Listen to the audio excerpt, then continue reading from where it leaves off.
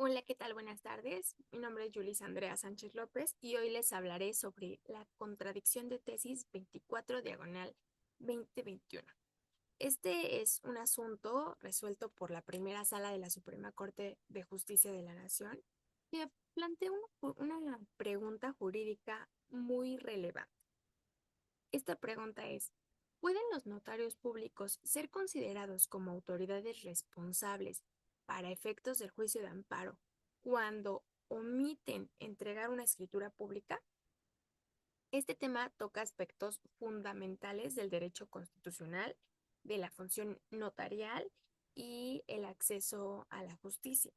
También podríamos decir que muestra criterios divergentes entre tribunales que pues pueden generar importantes debates jurídicos.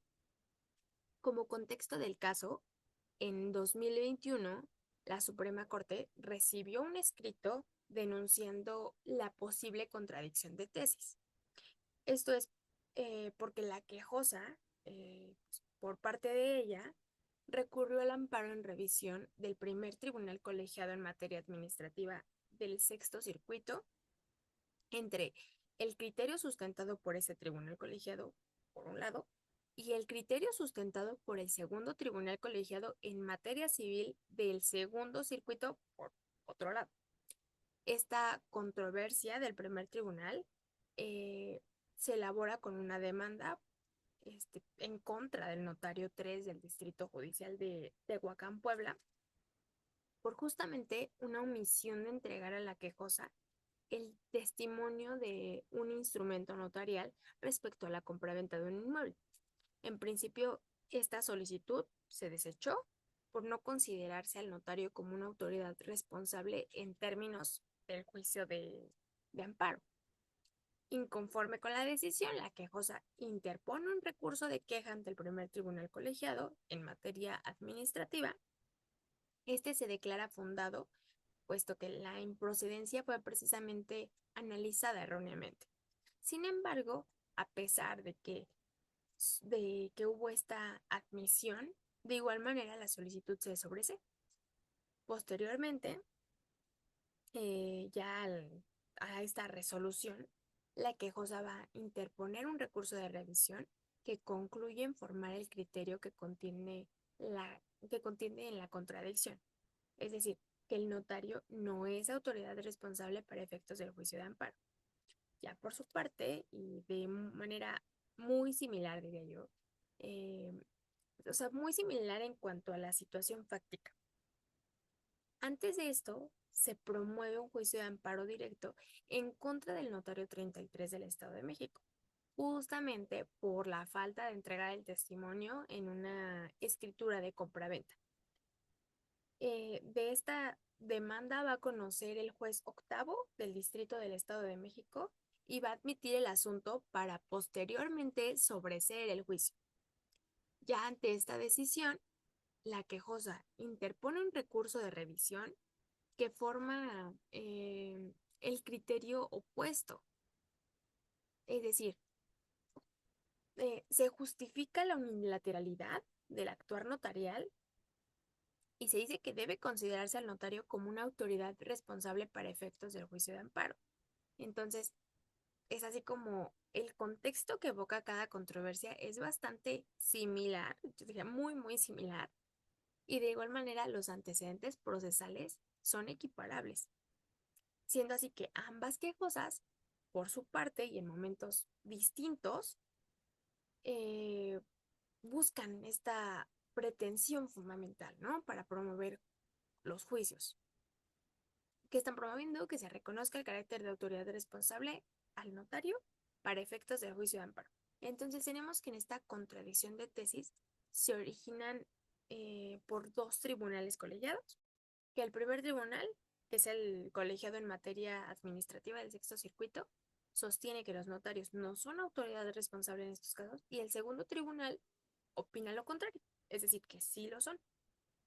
Ante esto, ya en lo que nosotros nos estamos enfocando un poco más es en la postura que se van marcando, las posturas que van marcando, ¿no? Porque la Suprema Corte de Justicia emite una cosa, la primera sala, y eh, el ministro Juan Luis González emite otra con su voto particular.